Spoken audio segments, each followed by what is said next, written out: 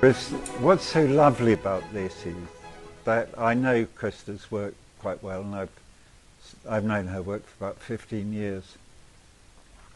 But the moment I open this book, it brings me into that particular world of beauty and tranquility, and which in itself is something so special in the present age. I mean, the idea of beauty was sort of hounded out of art, I think, many years ago, and there was a great deal of attack on the whole idea of an aesthetic experience. But this is an aesthetic experience. The book itself is, her work is, and it's like a tap on the shoulder saying, we live in a beautiful world. Hey, have you ever noticed? The world's beautiful. What's outside your window or inside your window is intensely interesting and worthy of study.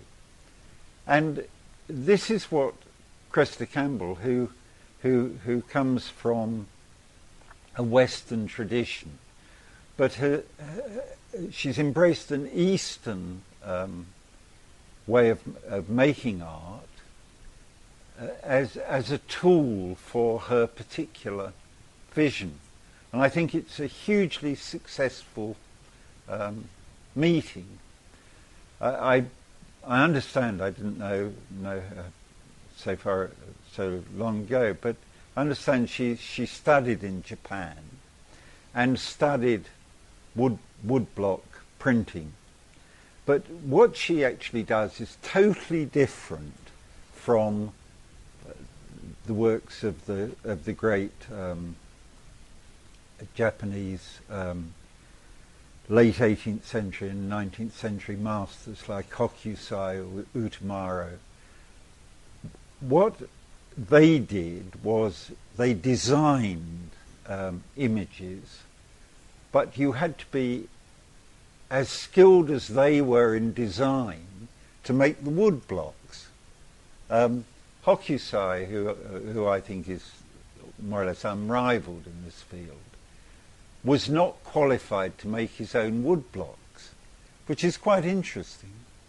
That was another complete sort of art form. But Cressida's embraced the two things. She makes a design and carves her own wood block, and then she makes just one image, which of course is a mirror image. So the only two signature works are the wood block and the mirror image, which is a print, a wood block print. Whereas, of course, the wonderful Japanese masters, their images were reproduced in considerable numbers.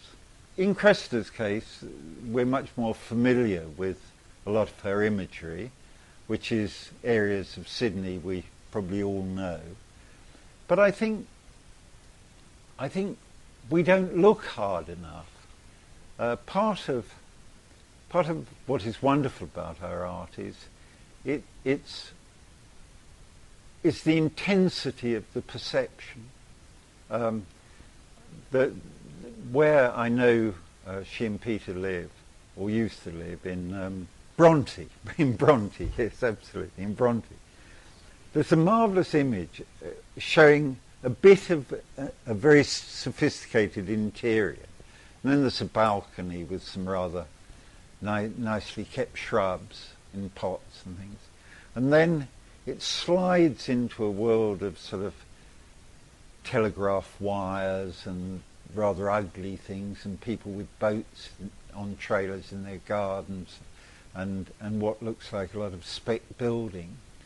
But there's no sort of moral judgment. It's not saying look at the peace and beauty here and look at the sort of man-made chaos out there. It's all sort of on a very relaxed level. And I think technically some of her work is absolutely extraordinary in its complexity, but also in its sort of calm and peacefulness.